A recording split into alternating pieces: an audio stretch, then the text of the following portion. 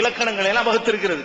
அதை விட முக்கியமான விஷயம் என்னன்னு கேட்டா, இந்த கடவுள்னு கண்டதை நம்புறான்ல, அதுக்கெல்லாம் என்ன காரணம்னு பாத்தீங்கன்னா, சில வித்தியாசமான சில தகுதிகள் ஒரு பொருள்ல பாக்குறான்.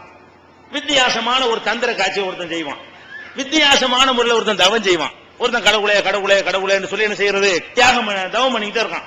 கோயிலே கதின்னு கிடக்குறான், பள்ளிவாசல கதின்னு கிடக்குறான், கடவுள்கிட்ட பிரார்த்தனை பண்ணிக்கிட்டே இருக்கிறான். இந்த மாதிரி ஒருத்தன் இருக்கிறத பார்த்தவன என்ன நினைக்கிறான்னு கேட்டா, இப்படியே கடவுளுக்காக ஒருத்தர் தன்னை அர்ப்பணிப்பாரையானால் கொஞ்சம் கொஞ்சம் கொஞ்சம் கொஞ்சமாக அவருக்கு கடவுள் பவர் வந்துடும். அடிப்படைய காரணம் என்னது, எதனால அந்த மனுஷன் கடவுள் நினைக்கிறான், நம்ம கடவுளுக்கு தியாகம் பண்ண முடியல, நம்ம கடவுளுக்கு தவம் பண்ண முடியல, அவர் கடவுளுக்காக தன்னை அர்ப்பணிச்சிட்டு இருக்கிறாரு, கடவுளுக்காகவே தன்னை தியாகம் பண்ணிக்கிட்டு இருக்கிறாரு. அப்படியெல்லாம் யார் கடவுளுக்கு அர்ப்பணிக்கிறார்களோ அவர்கள் என்னவா மாறிட முடியும், கொஞ்சம் கொஞ்சம் கொஞ்சமாக கடவுள் தன்மையை பெற்று அவங்களே கடவுளாகி விடுவார்கள். இப்படிங்கிற ஒரு நம்பிக்கை தான் கடவுள்கள் பெருகுவதற்கும் கடவுள் இல்லாதவர்களை கடவுள் என்று நம்புவதற்கும் அடித்தளமாக அமைந்திருக்கிறது. இஸ்லாம் என்ன சொல்வது தெரியுமா, ஒரு காலத்திலையும் எவ்வளவு பெரிய மகானாக இருந்தாலும் மனிதன் என்ற தன்மையிலிருந்து அவர் விடுபடவே முடியாது.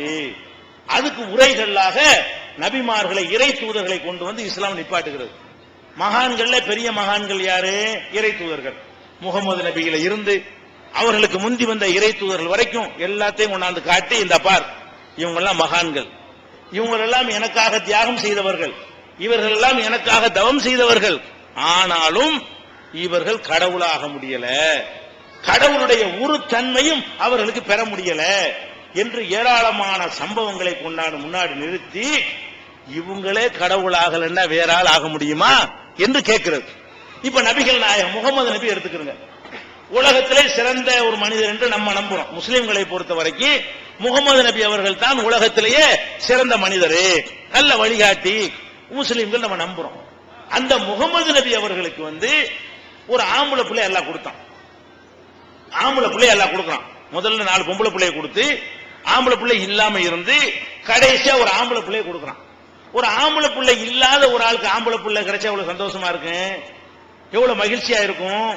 அந்த மகிழ்ச்சியோட நபிகள் நாயகம் இருக்கும் பொழுது குழந்தை பால் குடிச்சுக்கிட்டு இருக்கிற பருவத்திலே குழந்தை எடுத்துக்கிறான்.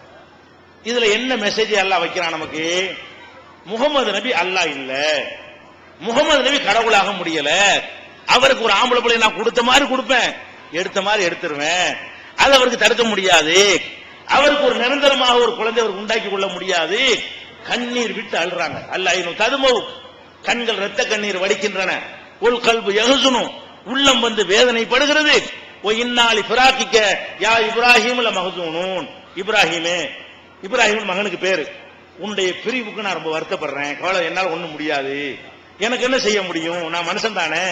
அப்ப முகமது நபி இறைவனுக்காக அவ்வளவு தவம் செய்து இருந்தும் கூட அவங்களுக்கு ஒரு பிள்ளையை அல்லாஹ் கொடுத்து எடுத்துக்கொண்டால் அதை தடுக்க முடிந்ததா, கடவுள் தன்மை உங்களுக்கு வந்துச்சா, கடவுளுடைய ஆற்றல்ல ஒரு பங்கு அல்லாஹ் கொடுத்தானா, கொடுக்கவே இல்லை. அதே மாதிரி அவர்களுக்கு 4 பொம்பளை பிள்ளையை கொடுத்த இறைவன் 3 பொம்பளை பிள்ளைய அவங்க உயிரோட இருக்கும்போது எடுத்துக்கிட்டான். ஜெயினப் என்ற ஒரு மகளை கொடுத்தான், அவங்க உயிரோட இருக்கிறாங்க, மகளை எல்லாம் எடுத்துக்கிறான். ருக்கையாண்டு 2வது மகளை கொடுக்கிறான், அவங்களே எடுத்துக்கிறான், முகமது நபி உயிரோட இருக்கிறாங்க. 3வது மூக்குல்சும கொடுக்கிறான், அவங்களே எல்லாம் எடுத்துக்கிறான், இவங்க உயிரோட இருக்கிறாங்க. ஒரு மனிதர் அவர் வாழ வைத்து விட்டு அவருடைய பிள்ளைகள் மரணிப்பதை விட ஒரு துன்பம் ஏதாவது இருக்குமா? நான் உயிரோட இருக்கும் பொழுது என் பிள்ளைகள் மரணித்தா எவ்வளவு பெரிய கவலையா இருக்கும், எவ்வளவு பெரிய கஷ்டமா இருக்கு. அந்த மாதிரி ஒரு துன்பத்திற்கு நபிகள் நாயகம் ஆளாகும் பொழுது அவங்க தடுத்துக் கொள்ள முடிஞ்சா, தங்கள் பிள்ளையை காப்பாற்றிக் கொள்ள முடிஞ்சா, முடியவில்லை. பெரிய பெரிய நபிமார்கள், இப்ராஹிம் நபிக்கு தள்ளாத வயசுல அல்லாஹ் பிள்ளையை கொடுக்கிறான், ஜக்கரியா நபிக்கு தள்ளாத வயசுல பிள்ளையை கொடுக்கிறான். அவங்க இளம் வயசுல பிள்ளைக்கு ஆசைப்பட்டு பார்த்தாங்க, எந்த ஒரு பவரும் கொடுக்கல. அதே மாதிரி முகமது நபி அல்லாஹ்வுடைய தூதராகவும் நெருங்கின அல்லாஹ்வுக்கு அடியாராகவும் இருந்தார்கள். அவங்களுக்கு உலகத்து செல்வத்தை எல்லாம் அல்லாஹ் கொடுத்தானா? இந்த உலகத்துல வாழும் பொழுதுங்க ஒரு சட்டைக்கு மறு சட்டை கிடையாது, ஒரு துண்டை தான் போர்த்திக்கிடுவாங்க, அதான் அவங்களுடைய ஆடை. பெரிய அரண்மனை சக்கரவர்த்தி மாதிரி வாழ முடியல, உங்களுக்கு அல்லாஹ் கொடுக்கவில்லை. அவங்க வீட்டுல என்ன சாப்பாடு, அவங்க மனைவி ஆயிஷா நாயகி சொல்றாங்க, 3 மாதங்களுக்கு நாங்கள் தொடர்ச்சியாக அடுப்பறிக்க மாட்டோம், ஒரு பிறையை பார்ப்போம், அடுத்த பிறையும் பார்ப்போம், அடுத்த பிறையும் பார்ப்போம், 3 மாசம் ஓடி இருக்கும், வீட்டுல அடுப்பு பத்தி இருக்க மாட்டோம். அப்ப என்னத்தை தான் சாப்பிடுவீங்க? பேச்சம்பழமும் தண்ணியும் தான். 3 மாத காலங்களுக்கு அடுப்பு பத்தாம, ரொட்டி சுடாம, சப்பாத்தி போடாம, குழம்பு இல்லாம, பேர்ச்சம்பளத்தையும் தண்ணியும் சாப்பிடக்கூடிய வறுமையில இருந்தாங்களே. கடவுள் தன்மை இருந்தா உண்டாக்கி இருக்கலாம்ல. அவங்களுக்கு ஏதாவது நினைச்சதை உண்டாக்கி கொள்ளக்கூடிய ஆற்றல் இருந்தால் வகை வகையா சாப்பிட்டு இருக்கலாமா இல்லையா? அப்ப வயிற்றுல கல்ல கட்டி கொண்டு ஒட்டிய வயிறோடு வாழ்ந்து காட்டினார்கள். எனக்கு முடியாது, நான் உங்களை போல மனுஷன் தான். அப்ப அவங்களுக்கு வசதியை பெருக்கிக் கொள்ள முடியல, அவங்க அரண்மனையில வாழ முடியல, குடிசையில வாழ்றாங்க, கைத்து கட்டில படுத்து கிடந்தாங்க. இதெல்லாம் எதை காட்டுது? மனிதர் எவ்வளவு தவம் செய்து நல்லடியாராக போனாலும் சரி, அவர் மனிதராகத்தான் இருப்பார் கடைசி வரைக்கும்.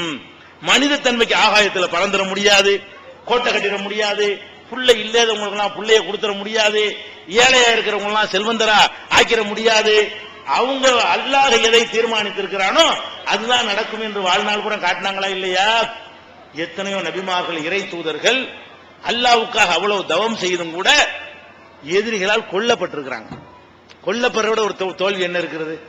தவம் செய்யறாங்க, இறைவனுக்கு தங்களை அர்ப்பணிக்கிறாங்க, அவங்க எதிரிகளால் கொல்லப்படாமல் தங்களுடைய வாழ்நாளை அதிகரித்துக் கொள்ள முடியல. அதை பார்க்கிறோம். அவங்களுடைய பிள்ளைகளுக்கு பொண்டாட்டிக்கு நேர்வழியை சொல்றாங்க, பொண்டாட்டியும் பிள்ளையும் கேட்கல. இப்படி எத்தனை நபிமார்கள்? நூஹ் நபியுடைய பொண்டாட்டி அவர் சொல்ல கேட்கல, லூத் நபியுடைய பொண்டாட்டி அவர் சொல்ல கேட்கல. தன் மனைவிக்கு நேர்வழி காட்ட முடிஞ்சா? நபிகள் நாயகம் பெரிய தகப்பனாரு போய் இஸ்லாத்தை பத்தி சொல்றாங்க, ஏத்துக்கிற மாட்டேன்ட்டாரு. அவங்க கையில் அதிகாரம் இருந்தா அவங்களோட நேர்வழி கொண்டு வந்துடலாமா இல்லையா? உடனே அல்லாஹ்ட்ட இருந்து ஆர்டர் என்ன வருது? நீ நினைச்ச ஆளுக்கெல்லாம் நேர்வழி காட்ட முடியாது, சொல்றதுதான் உன் வேலை, நான் நாடியவர்களை நான் தான் நேர்வழி கொண்டு வருவேன். இப்படி நபிமார்களுடைய வரலாறுகளை கொண்ட முன்னாடி காட்டி, நீங்கள் கடவுளுக்கு எவ்வளவு பெரிய தவம் செய்தாலும், எவ்வளவுதான் உங்களை அர்ப்பணித்தாலும், எவ்வளவுதான் அல்லாஹ்வுக்காக உங்களுடைய வாழ்நாளையை செலவிட்டாலும் சரி, மனிதன் என்ற படியிலிருந்து ஒரு படி மேல நீங்கள் ஆகும். நல்ல மனிதன் கெட்ட மனிதன் என்று பிரிக்க முடியுமே தவிர மனித தன்மைக்கு மேல போக முடியாது, இறை தன்மையை பெற முடியாது என்பதை எல்லாம் இஸ்லாம் இவ்வளவு தெளிவாக சொல்லி காட்டுகிறது. அப்ப இந்த இறை இலக்கணங்களை புரிந்து கொள்ள வேண்டும். இதை ஒரு சின்ன ஒரு சூறாவுல, சின்ன ஒரு அத்தியாயத்துல அல்லாஹ் சொல்லி முடிக்கிறான். எப்படி முடிக்கிறான்? இறைவன்னா யாரு என்ற கேள்விக்கு குல் நபியே நீங்கள் சொல்லுங்கள், ஹுவல்லாஹு அஹத், அல்லாஹ்ங்கிற கடவுள் என்பவன் ஒரே ஒருத்தன் தான். அல்லாஹு சமத், அல்லாஹ்ங்கிறவன் எந்த தேவையும் இல்லாதவன். லம் எலித், அவன் யாரையும் பெறவில்லை. வலம் யூலது, யாருக்கும் அவன் பிறக்கவில்லை. வலம் யகுல்லஹு குஃபுவன் அஹத், அவனுக்கு நிகரா யாரும் இல்ல. அவனை போல இதை மட்டும் புரிஞ்சுக்கிட்டா போதும், அவனை மாதிரி எதுவும் இல்ல, எதை போல அவன் இல்ல. இந்த வேறுபாட்டை புரிந்து கொண்டோமையானால் சரியான கடவுளை புரிந்த நன்மக்களாக இருக்க முடியும். கடவுளை சரியாக நீங்கள் புரிந்து கொண்டீர்களேயானால் மதத்தை சொல்லி எவனை ஏமாத்த முடியாது, உண்டியலை வச்சு உங்களை ஏமாத்த முடியாது, கோலத்தை வச்சு ஏமாத்த முடியாது, மேஜிக் பண்ணி உங்களை ஏமாத்த முடியாது, மந்திர தந்த வித்தைகளை சொல்லி உங்களை ஏமாத்த முடியாது. அப்படிப்பட்ட ஒரு சூப்பர் பவரை நம்பக்கூடிய நேரத்தில் நீங்க ஒழுங்கா நடப்பீங்க. நம்மளை பார்த்துக்கிட்டு இருக்கிறான், கேட்டுக்கிட்டு இருக்கிறான், கண்காணிச்சுக்கிட்டு இருக்கிறான், அவனுக்கு தெரியாமல் ஒரு துரும்பை கூட நம்ம எடுத்து போட முடியாது. இந்த மாதிரியான ஒரு அச்சமுள்ள மக்களாக நம்ம மாற முடியும். இப்படி நம்பாத காரணத்தினாலதான், கடவுளை கேலி பொருளாக ஆக்கிவிட்ட காரணத்தினாலதான் கடவுள் நம்பிக்கை உள்ளவர்கள் எல்லா விதமான தீமைகளையும் அதிகம் செய்யக்கூடியவர்களாக இருக்கிறார்கள். இப்படிப்பட்ட நிலையிலிருந்து மாறி கடவுளை சரியான முறையில புரிந்து கொண்டு அவனுக்கு அஞ்சி பயந்து ஒழுக்கமுள்ள நன்மக்களாக வாழ்வதற்கு அல்லாஹ் அருள் புரிவானாக. வாஹிரு தாவானா அனில் அல்ஹம்துலில்லாஹி ரப்பில் ஆலமீன்.